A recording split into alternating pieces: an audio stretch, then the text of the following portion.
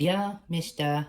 Dumbledore, I would like to request that I can go to Hogwarts and film the next set of Harry Potter movies. I do think I have great ideas and could be a really good asset to the filming of the next stories of Harry Potter. For instance, I think you could use a dachshund being taken to school, because no one likes to take a rat anyway. So skip the rats and say you can take dachshunds to Hogwarts, and I will be your best student. Thank you, that is all. Goodbye.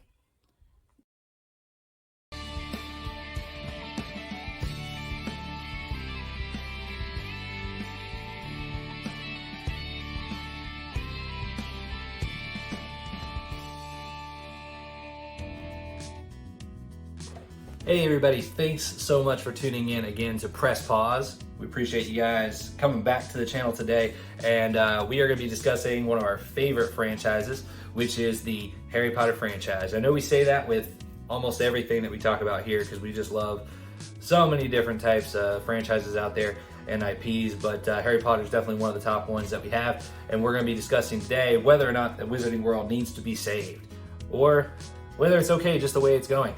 So we'll discuss a little bit about that. Before we jump into it, wanted to let you guys know if you can like, share, and subscribe to the channel. Hit that notification button as well so you can see every time that we push out a new video. It would go a long way for the channel. We really appreciate anything you guys can do to help support the channel, and liking and subscribing would be great for us. Share the content, get it out to some friends who would enjoy it as well. Again, also, we are official travel agents. We are a free travel agent service. We specialize in Disney, Universal, World Caribbean, Sandals Resort. So reach out to us. We'd love to help you book your next set of magical memories. If you want to go see the Wizarding World of Harry Potter down in Orlando, which we are going to do actually tomorrow, that would be fantastic.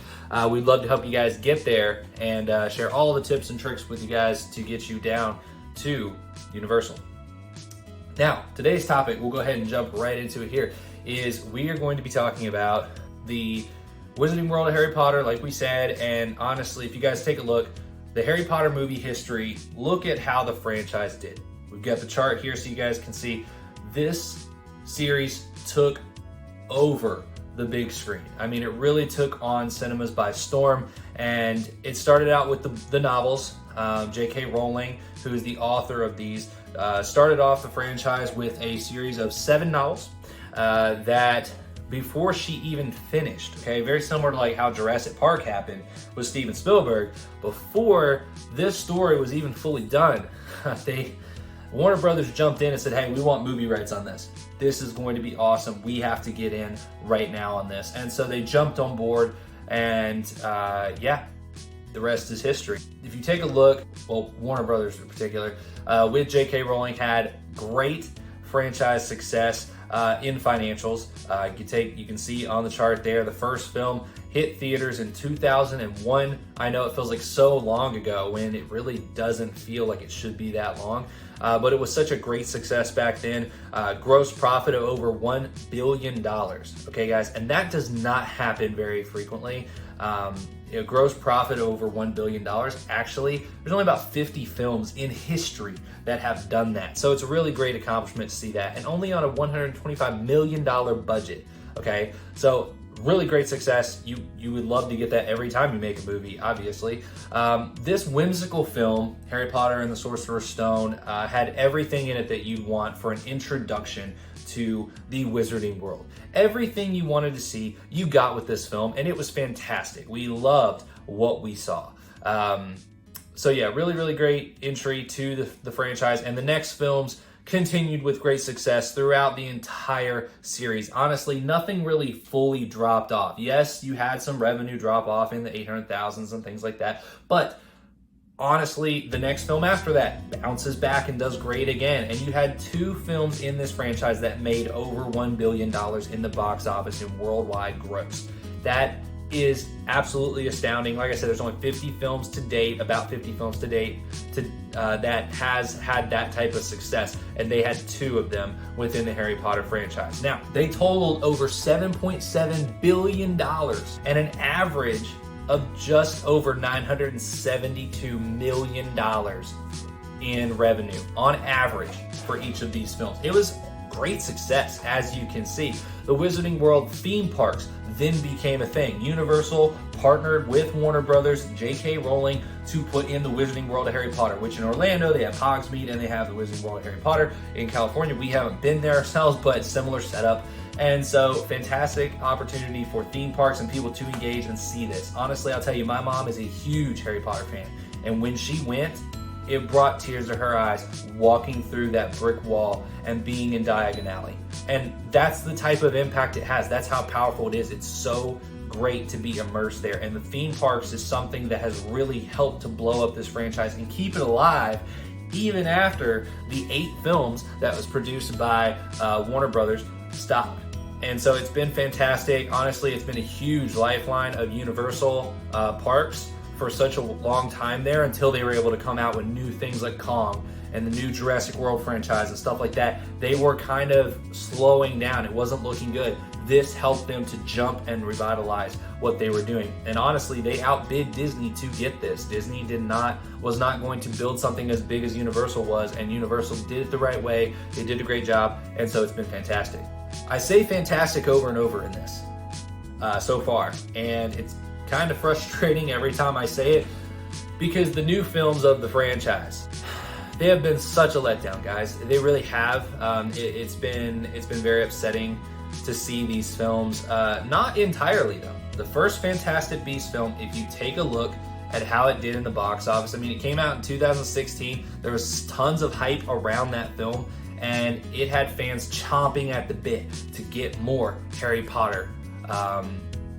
Like more of the Harry Potter universe on the big screen. So it did really well in theaters. Obviously, it didn't go over the $1 billion mark, but hey, not many films do. It did great.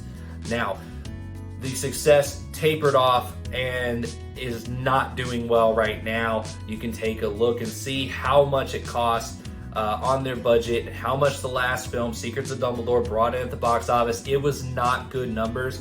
These are the types of things that will kill trilogies and will keep them from being finished in the box office or on the big screen.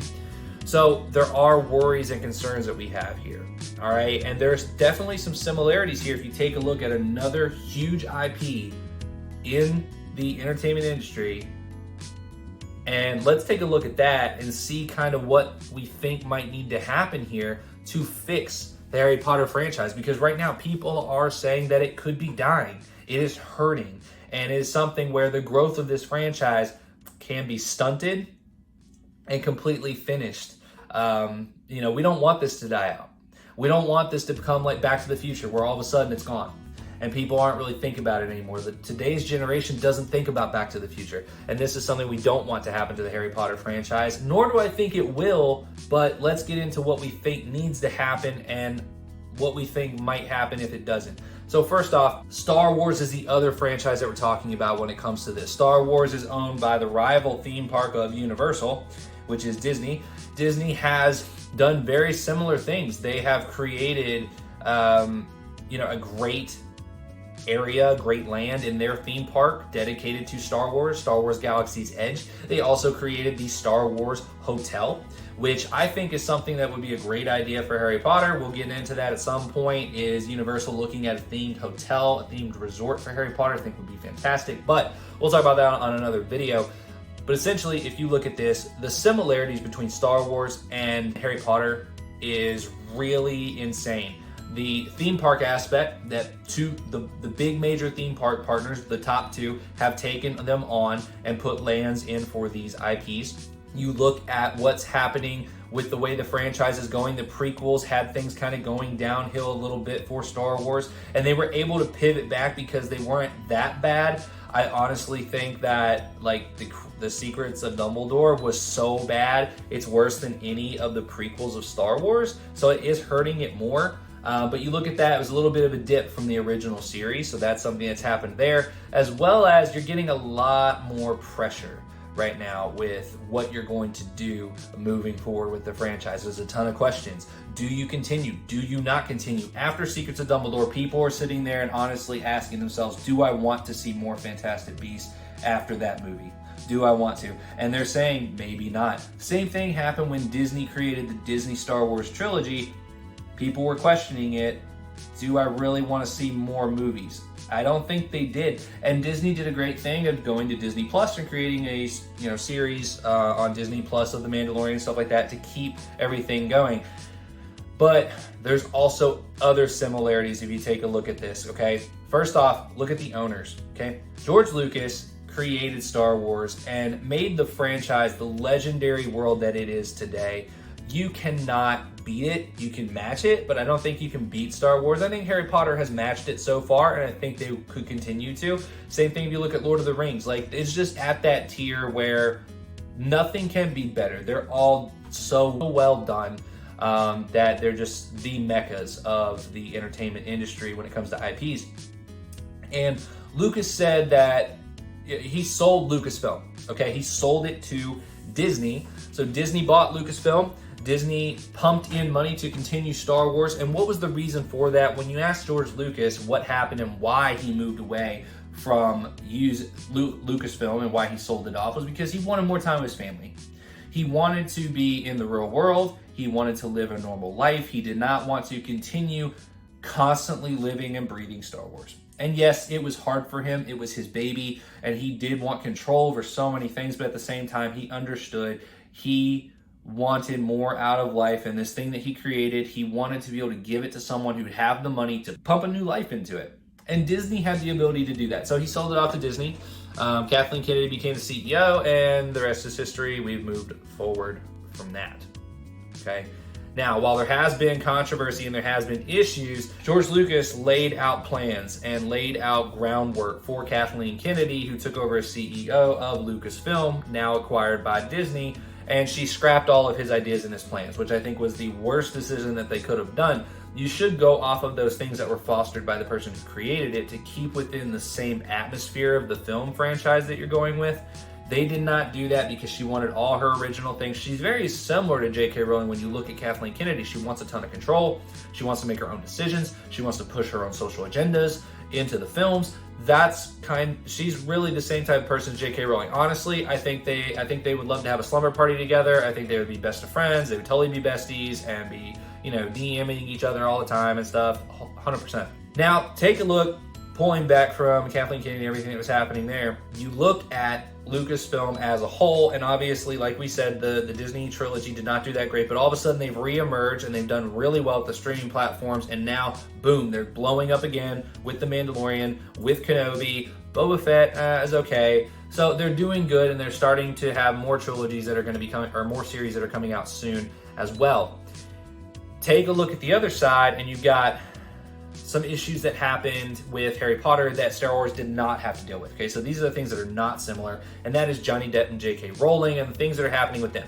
Johnny Depp, obviously, after the Crimes of Grindelwald, he had this legal issue that came up with, can't even remember the woman's name now. He had the legal issues that came up with Amber Heard. That's who it is. So Amber Heard and the legal issues there that came up. He was removed from that franchise, and honestly, he was a character, and he is the type of character that you cannot recast. As soon as you do that, you are taking a mecca from the acting world that a lot of people love and enjoy. Okay, and I think when we look at film, like, I'm not necessarily looking at the film and thinking about who this person is in real life. I'm looking at the character they're portraying, and he is a big, huge persona on the screen. As soon as you say that you're going to be casting someone else in his role, you're going to lose viewers, and that's what happened. If you look and see what happened with Fantastic Beasts: Secrets of Dumbledore, it dropped tremendously. All right, and I don't believe this was because Crimes of Grindelwald was a bad film or anything like that. I really believe it's because Johnny Depp was being recast in his role. I also think that if you look at JK Rowling and her public comments and things about the trans community, there is a lot of backlash, a lot of heat on her for that. And so when you look at her, you look at what's happening with both of those things combined, you've got people sitting there saying, I don't want to support her. And, oh, by the way, they don't have this guy that I really like to see on screen who made this character really good in the last film. So, you know what? I'm done. I'm not worried about it. And then they drop off. That's how you lose some of your hardcore fans. And those are the people that's going to give you that base in the box office when you go. Marketing's not going to fix any of those things. Like, that's your hardcore fans. Their marketing's not going to fix and get them back. I think that's what happened here. You had a big loss because of it. Now, the other thing is, again, we talked about the social beliefs that were kind of pushed and forced into this film. And JK Rowling, if you pay attention, she has been writing another book right now, which has some controversy around it, of how she's like, hurt feelings over certain things, and she's writing a book because of that. And this book is completely separate from Harry Potter. Completely different from the Harry Potter world, has nothing to do with Harry Potter.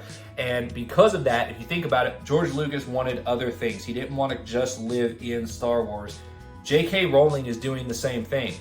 The only difference is JK Rowling is holding on to control. She does not want to give up control. She does not want to allow certain things to happen. I mean, heck, even within the Universal parks, they're not allowed to have Coca-Cola and other products inside the Wizarding World of Harry Potter that are sold in those lands. And the reason why is because she gets a piece of every dollar that's sold for every IP piece that's there.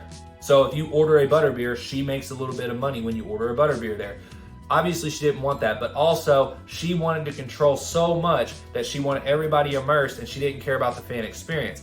People at Universal understand, hey, we need to put some good things out there for the guests to enjoy, and if they don't enjoy butterbeer and pumpkin juice and some of these things, we need to offer things they're used to in the regular world. She was not okay with that, and again, that's just a form of control that she wants to have. And this is why Disney didn't move forward with Harry Potter and didn't, put so much into it to try and get that bid, was because they knew these types of things could hinder the park in a way. Now, it hasn't. They've done a great job with the parks, and the Wizarding World of Harry Potter is the mecca of lands for Universal. So they've done a good job, but if you think about what Rowling was doing there, it's the same thing that you're seeing with Fantastic Beasts. She is wanting to stay in control. And because of that, even though they bring in different directors, they bring in different writers and stuff like that, JK Rowling still has final say with these films. She's not stepped back enough to let things progress. And if you look at Kathleen Kennedy, when she stepped back from The Mandalorian, she stepped back and let other people take care of Kenobi and those types of things. That's when they had success. When she really wanted to put her stamp of approval on the Disney trilogy franchise, that's when they didn't succeed that well. You've got to give up creative control to some other people at times, especially because right now she's just like George Lucas was. And George Lucas, I'm guaranteed that he knew at some point he would force some political agendas and things like that into his films. He didn't want to go that route. So he was good enough to get out of it and let other people grow it naturally, whereas JK Rowling is forcing this in there. All right, so I don't think we're gonna have good quality films that stay mainstream with plot lines and keep things intact in the integrity of the continuity. I don't think it's gonna happen while JK Rowling continues to have the say-so that she does in these films. Same thing if they did a streaming show or something like that. I know people are asking for a show and all this stuff, but at the same time, guys, if JK Rowling is the one behind the wheel of this, she's going to be forcing other things that she cares about now. And she doesn't really care about Harry Potter that much. If she did, she'd be writing more books about Harry Potter. She's not. She's pushing out social agenda, political agenda, things like that she really cares about now. And so you cannot let her put those things into this franchise. It's going to ruin it. So anyway, our solution, if you look at what happened with Star Wars, yes, George Lucas sold off the rights to Disney, and yes, there was some stumbling. There was some stumbling that happened along the way because that trilogy for Disney that they made did not do all that great at the box office. But what happened from there? Disney pivoted. Disney pumped in the money. Disney had the experts that they could pivot to that could make it good again with The Mandalorian and Kenobi and all these things coming out now. So they've done a great job of keeping it alive. George Lucas didn't have the drive to keep pushing it the way that it needed to be. Disney did. Now JK Rowling, she needs to step up and I think she needs to do the same thing. There's plenty of people out there that would love to come to her and take this and pull this IP. Who cares if she gets a little bit of the licensing or proceeds or whatever from it? That's fine, but she needs to give up control. Universal needs to come in and take this over, or someone else needs to come in and take this over and pump in the money that it needs to revitalize it in the right way, okay? And not allow JK Rowling to make all the decisions of everything going on. There are plenty of people at Universal that can do really great with this. I mean, they revitalized the Jurassic Park series when they did Jurassic World, all right? look at that and what they've done. They can do really great things. And I think she needs to put some trust in them. So I believe, just like Star Wars, yeah, they made some errors out of the gate, and yeah, there would be some errors that are made, but I don't think it's going to be worse than Secrets of Dumbledore at this point. I don't think they could do much worse than that. They can pump in money and make sure to get this thing ramped up and going again, and that would feed their theme parks at Universal. It would feed them in the box office gross and theater, and you know their finances there and everything.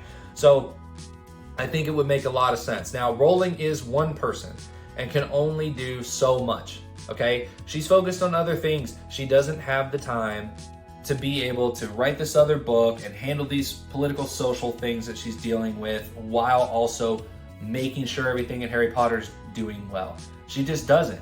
So I think she needs to understand that and allow this to continue growing, because it's outgrowing what she can do. It's outgrowing the time that she can provide to it.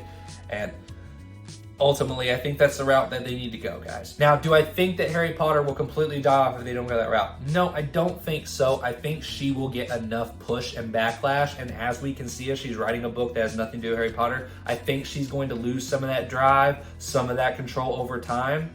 But I think it will be great for the series in the long run, and especially in the short term, if we can remove some of that control from her, have somebody else come in and get this thing on the right track. So I don't think it's going to die either way. But I do think it's going to be the best for the series if someone else can come in and remove JK Rowling from this role of creative control that she has and allow other people to step in and do the right things with the storyline, with the plot, not push political and social agendas, just do things that are cool and whimsical and helping you learn about the world of Harry Potter again, like we did in the Harry Potter series. That is our thoughts. What do you guys think? Do you see the similarities? Do you think they're very similar to where Star Wars was when Disney bought it as to Harry Potter right now and somebody else potentially buying it? Do you think that's the best route? Do you think it's better to leave it in JK Rowling's hands? What do you think? We'd love to hear your thoughts. We really appreciate any comments that you guys can leave us, any questions. And if there's anything you want to see on the channel, let us know. If there's any IP you want us to do a video on or something like that, let us know and we can do it. But thank you guys so much for tuning in. Before we go, we'll mention again, if you did enjoy the content and you know others that would enjoy the content, share the content, like it, subscribe to it. It would go a long way. Hit the notification button so you know when the next episodes are coming out. Aurora would greatly appreciate that for sure. And we are official free travel agents. So if you want to go down and see the Wizarding World of Harry Potter like we are going to in the next day, please reach out to us. We'd love to help you book your next set of magical memories, help you save some money, help you with logistics and time and research. We'll do all that for you. So yeah, we would really enjoy doing that for you guys. So thank you so much for tuning in. Really appreciate it. And we'll talk to you guys again on the next video.